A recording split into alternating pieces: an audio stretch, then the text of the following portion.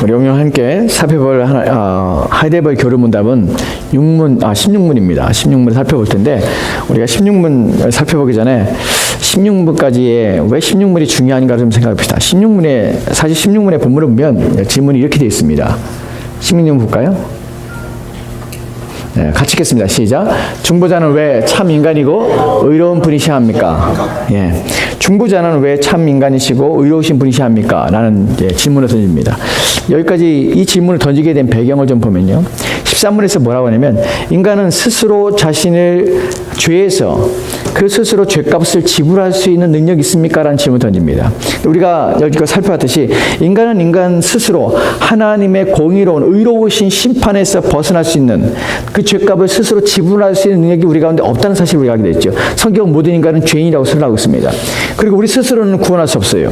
그래서 14문에서는 뭐라고 그러면 인간이 아니라 우리는 우리 스스로 우리의 죄에서 우리가 구원받지 못한다면, 우리의 죄값을 우리가 지불하지 못한다면, 그러면 우리는 다른 피조물에서 우리는 우리의 죄값을 대신할 수 있는 것들을 발견할 수 있습니까?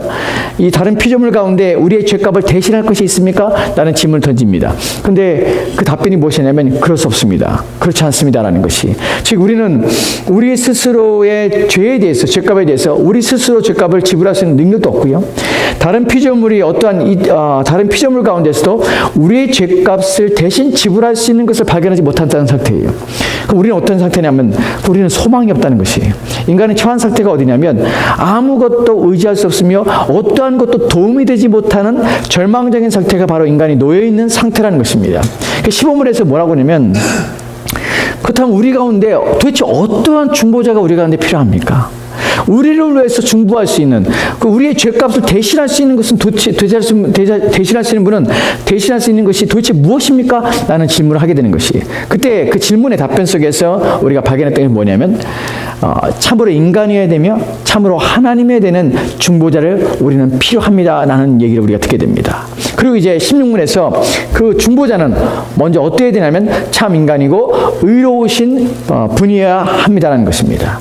그러니까 우리를 위하여, 우리의 죄값을 위하여, 우리란 표현보다는 내 죄를 위하여, 내 죄값을 위하여 우리는 우리 스스로 무능합니다. 또한 다른 어떤 피조물도 나를 위하여 대신해 죽어서 내 죄값을 지불할 수 있는 것은 없습니다.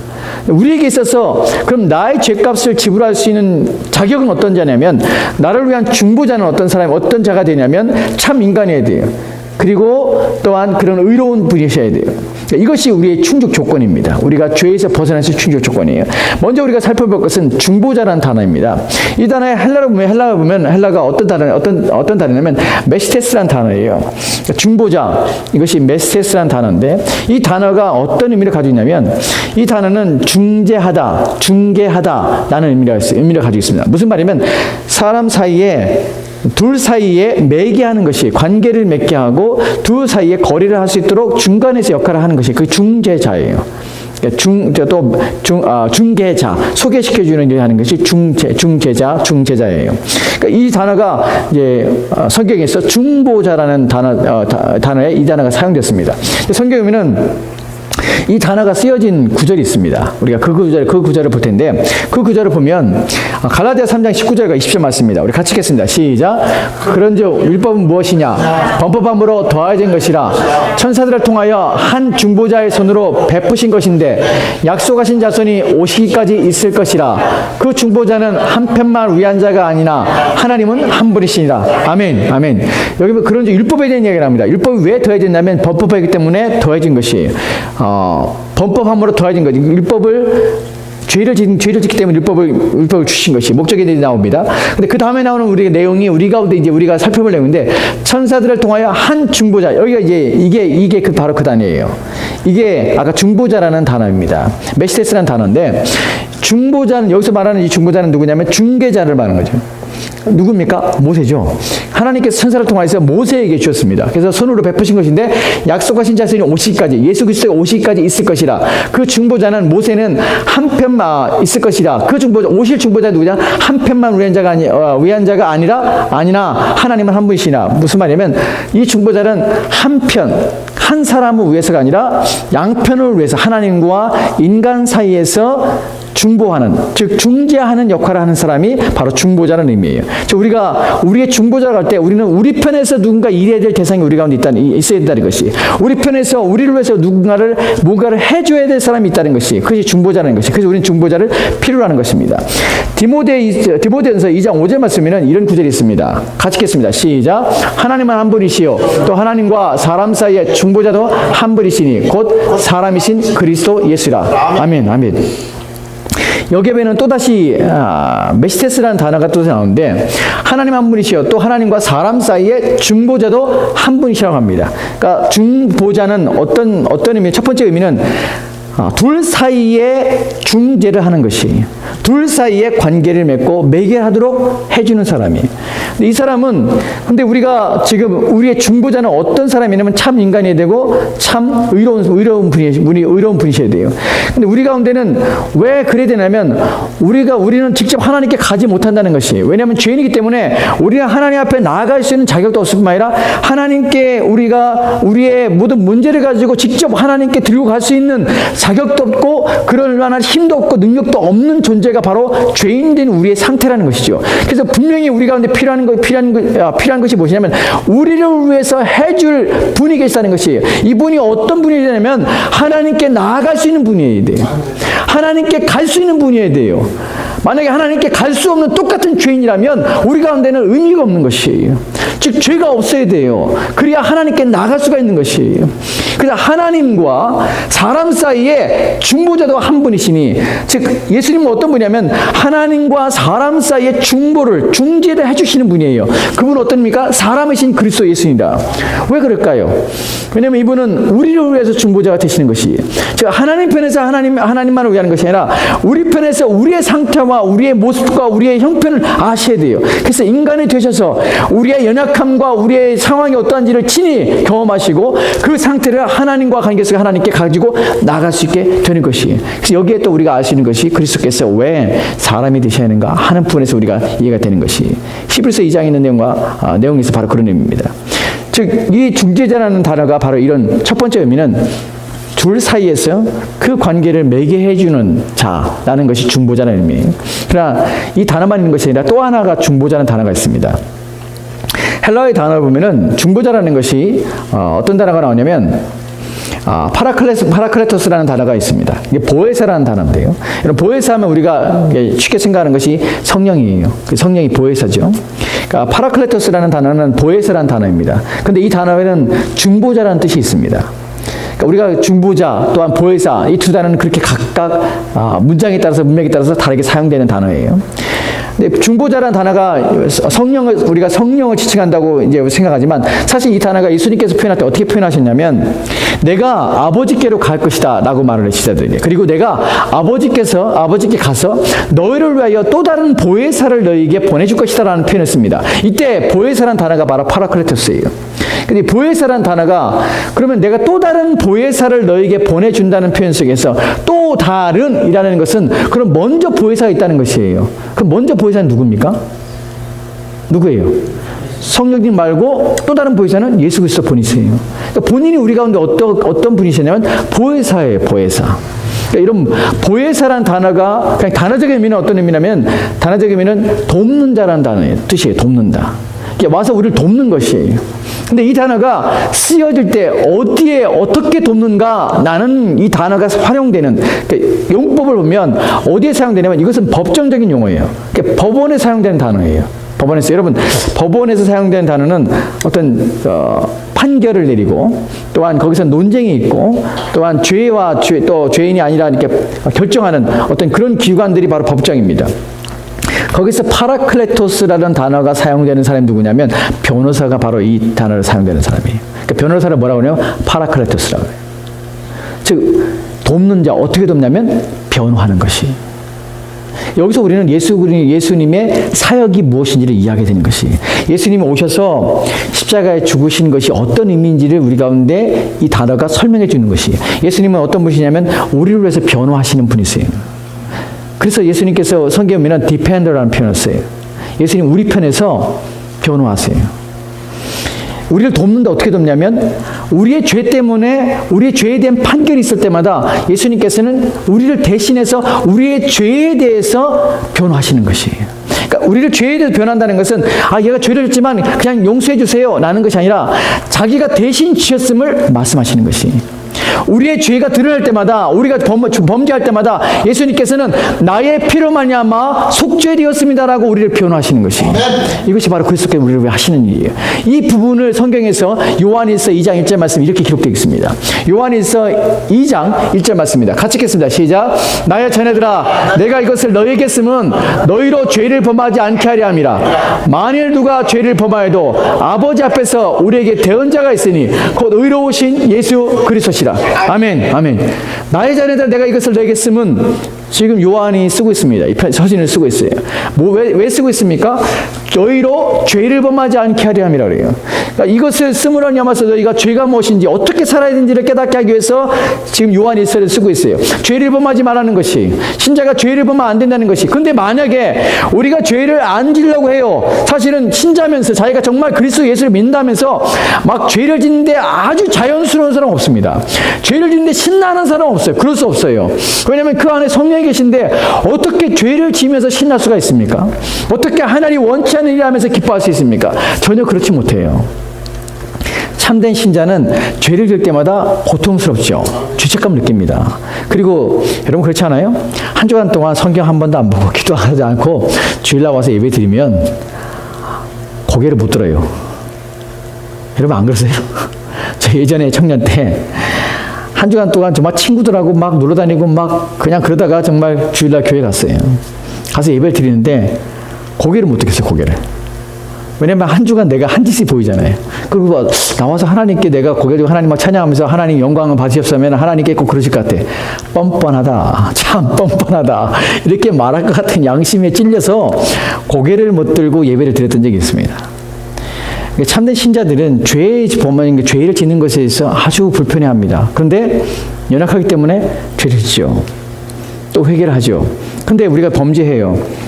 그 다음에 나오는 단어가, 그 다음에 나오는 문장의 내용이 뭐냐면, 만일 누가 죄를 범하여도, 그러니까 지금 편지를 쓰고 있는데, 너희로 죄를 범하지 않게 하려고 편지를 쓴다. 그런데, 우리의 연약함을, 너희의 연약함을 내가 잘 알고, 우리 인간이 가지고 있는 아직 이 죄된 우리 육체 때문에 우리가 온전하지 못한다는 사실을 나는 잘 알고 있다. 그래서 만일 누가 죄를 범하여도 아버지 앞에서 우리에게 대언자가 있으니, 이 표현을 쓰는 것이에요. 근데 신자인데 내가 예수 믿어요. 그리고 정말 중생을 체험했고 죄를 안 지키려 잘 다짐을 했어요. 하나님, 내가 이제 죽어도 주를 위해 죽고 살아도 주를 위해 살겠습니다 라고 결심을 했어요. 근데 또다시 범죄하고 또다시 옛 모습과 옛 습관이 내 안에 드러나고 그리스도 예수로 말미암아 기뻐하는 것이 아니라 여전히 세속적인 것을 즐거워하는 내 모습을 발견해요. 내가 왜 안 바뀌지? 이런 것 때문에 고통을 해요. 여러분, 근데 신자는 죄를 안 짓는 게 신자가 아니라 죄와 싸우는 게 신자예요. 죄를 지어요. 왜냐하면 우리는 완전한 몸이 아니거든요. 근데 문제는 뭐냐면 그 죄 가운데 예전처럼 죄를 지어도 죄책감을 느끼지 못하고 가만히 있는 것이 아니라 죄 때문에 가슴이 아프다는 것이죠. 그리고 하나님 앞에서 회개를 하려는 것이죠. 신자와 불신자의 차이점은 죄를 맞서 싸울 의지를 가지고 끊임없이 쓰러지지만 일어나려고 하는가와 여전히 죄를 즐거워하며 그 가운데 아무런 감정의 동의 없이 아무런 불편 없이 양심의 꺼리낌 없이 죄 가운데 사는 자는 불신자예요. 그러나 신자의 불신자의 차이점은 신자는 그러나 다시 일어서려고 하죠. 다시 죄와 더불어 싸우려고 하죠. 이거 신자의 차이점입니다. 지금 여기서 지금 요한이 말하고 있는 것이 바로 그런 의미예요. 너희가 죄를 짓지 말라고 해야 되는데 만일 그럼에도 불구하고 너희가 죄를 지으면 어떻게 될까? 난 예수 믿었어요. 용서 받았어요. 근데 내가 또 죄를 짓고 있어. 그럼 어떻게 될까 하는 것이. 내가 하나님 앞에 온전하지 못하는데 또다시 내가 온전하지 못한 또다시 그런 상태에 빠졌어요. 그럼 내가 어떻게 될까? 나는 지금 그럼 내 상태는 지금 어떤 상태일까 하는 것 때문에 우리는 염려할 수 있죠. 근데 본문에 보면 뭐라고 되냐면 누가 죄를 범하여도 아버지 앞에서 우리에게 대언자가 있으니 곧 의로우신 예수 그리스도시라. 이 대언자라는 말이 여기서 대언자라는 말이 보혜사라는 말입니다. 보혜사. 아까 우리가 사용된 파라클레토스라는 단어가 동일한도예요. 무슨 의미요? 돕는 자? 어떻게 도와요? 법정에서 어떻게 해요? 우리를 변호하시는 것이. 근데 이 단어가 현재형이에요. 무슨 말인지 아십니까? 과거에 예수님께서 한 번 법정에서 우리가 섰을 때 한 번 우리 죄를 용서하는 것이 아니라 지금도 여전히 우리가 하나님께 범죄하고 죄를 짓고 있는 상태에서 여전히 주님은 물론 하늘에 법정이 있어서 예수님께서 막 변호사처럼 나와서 이렇게 한다는 의미가 그 상징적인 의미가 예수님께서 우리 죄를 짓고 우리가 범죄할 때마다 끊임없이 우리의 죄를 탄원하고 우리의 죄의 징계를 요청하는 율법과 또한 사단이 계속 우리를 참수하는 그 참수 앞에서 주님은 우리의 죄를 끊임없이 그리스도의 피로 말미암아 우리를 덮으시고 우리의 죄를 씻으시며 용서하시며 하나님 앞에 가리신다는 의미예요. 여러분, 우리가 내가 죄를 져도 아무 일도 일어나는 것이 아니라 하나님께 그냥 단순히 용서해 주시라고 끝나는 것이 아니라 물론 그렇다고 해서 그리스도께서 십자가에 계속 죽는다는 의미는 아니에요. 그러나 그리스도께서 이 본문이 말하는 것은 우리를 위해서 지금도 우리를 변호하시고 우리를 대변하시고 우리 편에서 우리의 죄를 감싸시고 우리의 죄에 대해서 그것을 허물을 덮으시는 일들을 그리스도께서 하신다는 말이에요. 여러분, 이런 사실을 우리가 안다면 여러분, 죄를 짓는 일에 우리가 결코 방심하거나 죄를 짓는 일에 대해서 우리가 결코 우리의 마음을 가볍게 할 수는 없습니다. 왜냐하면 그리스도께서 이렇게 하실 것인데 우리를 대원해서 우리의 허물을 끊임없이 덮고 있는데 얼마나 크게 죄를 짓고 얼마나 계속해서 죄를 지어야 되겠습니까? 베드로가 그러죠. 베드로전서에서 이런 말합니다. 우리의 죄가 충분하다. 너희의 지은 죄가 충분하다. 넘쳐난다. 지금까지 너희가 살았던 죄만 해도 넘치지 않냐? 충분하지 않냐? 어찌하여 더 죄를 짓고 어찌하여 더 하나님의 말씀에 어긋난 삶을 살려 하느냐? 이런 표현을 씁니다. 여러분, 그렇습니다. 주님께서 우리 죄를 덮고 계시다는 사실을 기억하십시오. 내가 범죄할 때마다 우리가 그리스도 앞에 나갈 수 있는, 우리가 기도할 수 있는 힘은 어디서 오냐면 그리스도께서 우리 죄를 덮기 때문에 우리가 하나님께 나갈 수 있는 길이 여전히 열려진 것이에요. 내가 범죄하는데 어떻게 하나님 앞에 나갑니까? 내가 죄를 짓는데 어떻게 하나님이 나갑니까? 여러분, 하나님께서 하나님의 마음이 바뀌신 것이 아니에요. 죄에 대해서 이제 내 백성이 됐으니까 내 자녀가 됐으니까 죄를 져도 난 내 자녀야 라고 하시는 것이 아니에요. 여러분, 그래서 용서가 되는 것이 아니에요. 내가 하나님 백성이에요. 예수를 믿어요. 그럼 내가 죄를 지어요. 그럼 하나님 앞에 나갈 때 하나님 기뻐하실까요? 전혀 그렇지 않아요. 왜냐하면 죄에 대해서 하나님은 여전히 하나님의 진노하시는 것이에요. 죄에 대해서 여전히 하나님은 죄를 멸하시려고 하시는 것이에요. 왜냐하면 하나님의 뭐라고요? 속성이에요. 성품이에요. 죄에 대한 것들은. 죄에 대해서 반갑을 가지고 죄를 하나님께서 멸하시고자 하는 것은 하나님의 성품이에요. 의로우신 속성이에요. 그렇기 때문에 신자가 죄를 져도 하나님께서 그냥 죄를 그냥 덮으시고 그냥 죄를 모른 척하는 것이 아니라 누구 때문에 우리가 죄를 짐에도 불구하고 하나님께 나갈 수 있냐면 그리스도께서 대언자로서 옆에서 계속해서 우리를 변호하시며 또한 그리스도의 피로 말미암아 우리를 덮으셔서 하나님께서 우리의 죄를 보지 못하도록 가리시기 때문에 우리가 하나님 앞에 끊임없이 기도하며 예배하며 나갈 수 있다는 것이 누구 통하였어요? 예수 그리스도를 통하였어요. 그래서 우리는 예배도 예수를 통하여서 기도도 예수를 통하여서 하나님께 나갈 수밖에 없는 것이에요. 왜냐하면 우리는 그리스도가 없으면 우리의 죄를 덮거나 우리를 변호하여서 우리의 허물을 덮어줄 분이 아무도 없기 때문에 그래요. 다시 우리 질문을 보도록 합시다. 16문에 대한 질문입니다. 중보자는 왜 참 인간이고 의로우신 분이야 합니까? 이제 중보자는 단어가 첫 번째로는 매개하는 사람, 중재하는 사람. 또 두 번째로는 이것이 변호사로서 우리를 변호해서 우리 편에서 우리를 위해서 우리 편에서 우리의 형편과 상황을 하나님께 알리며 우리 죄를 가리우시는 그렇게 돕는 분이라는 사실을 알게 됐습니다. 이제 우리가 왜 참 인간이고 의로우신 분이야 합니까? 라는 질문에 대해서 답을 할 텐데 이제 그 다음에 답변을 봅시다. 여기에 대한 답변이 같이 읽겠습니다. 시작. 하나님의 의는 죄 지은 인간이 죄값 치르기를 요구하나 누구든지 죄인인 사람으로서는 다른 사람을 위해 값을 치를 수 없기 때문입니다. 아멘. 여기 보면은 하나님의 의는요, 공의는 죄 지은 인간이 죄값을 치르기를 요구한다고 하고 있습니다. 이 부분이 좀 중요해요. 왜 인간이 되냐면 죄 지은 것을 다른 피조물에게 다른 것에서 죄의 값을 하나님께 받기를 원하지 않는다는 사실이에요. 여러분, 그런데 우리가 이 부분을 보면 여러분이 이 부분을 교리적인 부분이지만 좀 이해했으면 좋겠습니다. 그리고 이 부분을 분명히 하셔야 돼요. 무엇이냐면 왜 그러면 구약에 하나님께서 짐승의 피를 받으시고 죄를 용서했습니까? 라는 질문이에요. 그러면 왜 하나님께서는 구약에 제사를 드려서 사람들이 제사를 통하여서 속죄 제사를 드리게 하여서 왜 죄 용서를 받도록 그런 제도를 마련했습니까? 하는 부분이에요. 히브리서 10장 4절 말씀 봅시다. 히브리서 4장 이런 구절들을 여러분 외우셔야 돼요. 생각하셔야 돼요. 아, 이런 구절이 있구나.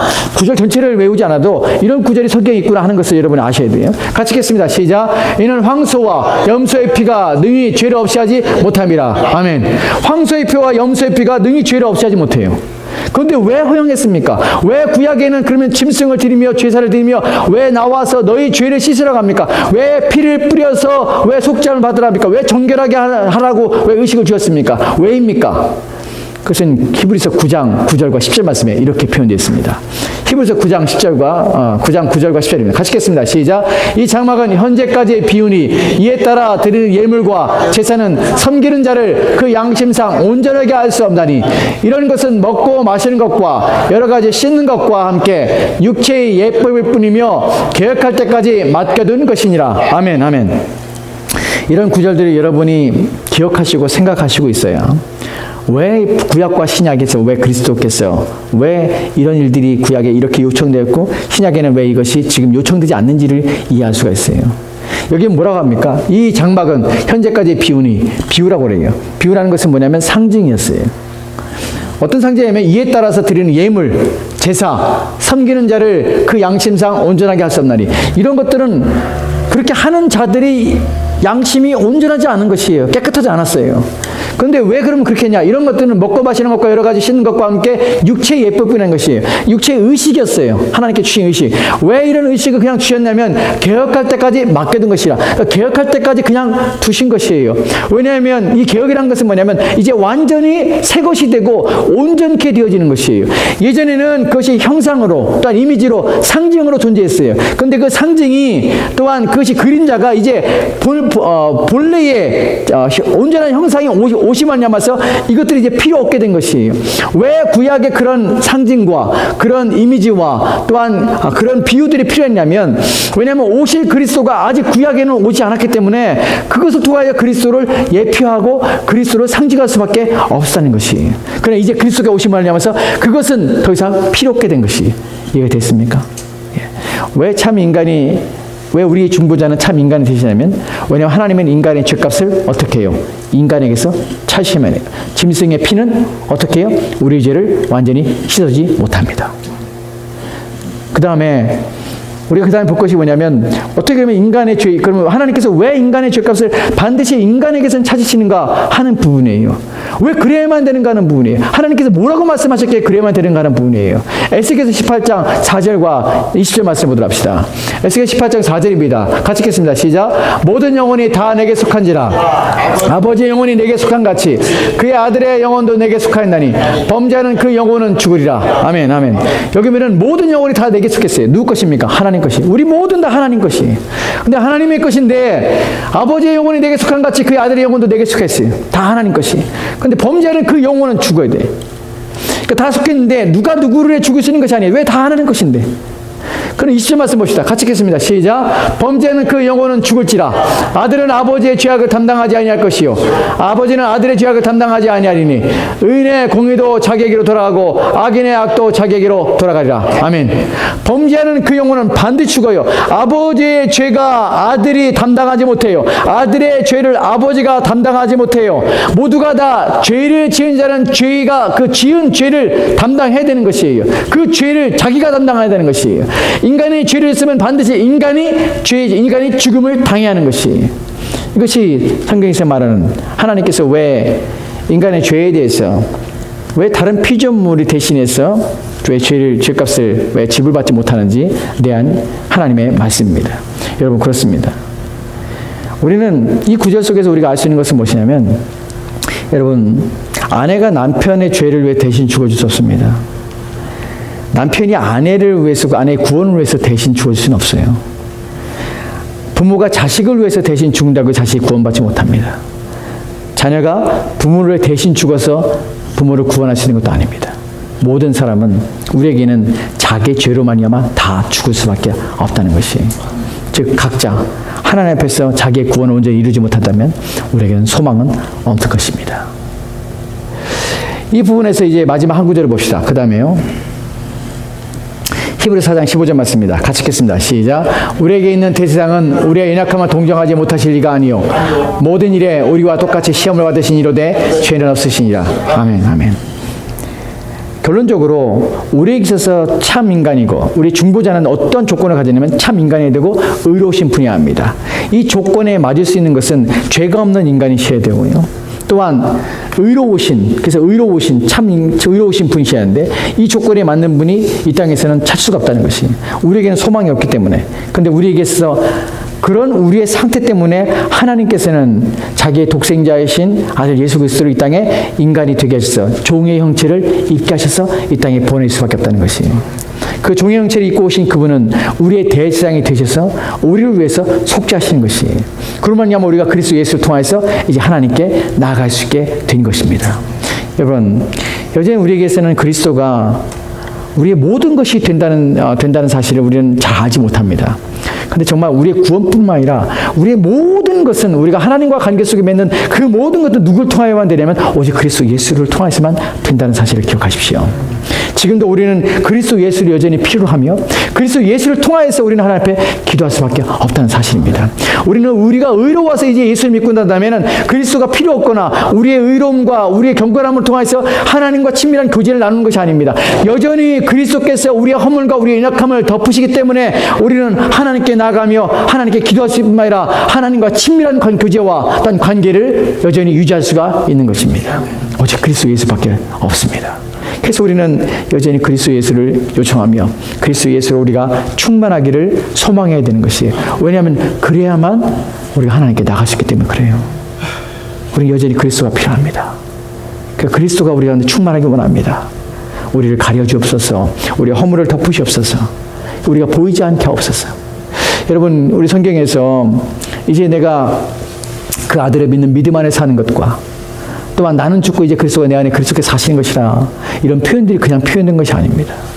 왜냐하면 우리 자체가 드러나면 우리 자체는 절대로 하나님 앞에 조금 더 한 발짝도 하나님 앞에 나갈 수 없기 때문에 그래요. 그래서 그리스도로 온전히 우리가 덧입지 않으면, 그리스도가 되지 않으면, 내 안에 그리스도가 사신 것이 아니면 하나님께 드릴 수 있는 것이 아무것도 없다는 사실이에요. 그것이 우리의 죄의 비참함이에요. 우리는 온전히 그리스도로 덧입기 위해서 온 힘을 기울여야 되는 것이에요. 그럴 때만 하나님께서 우리를 받을 수가 있기 때문에 그렇습니다. 우리가 오늘 우리 함께 살펴본 내용을 통해서 우리 함께 기도하도록 합시다.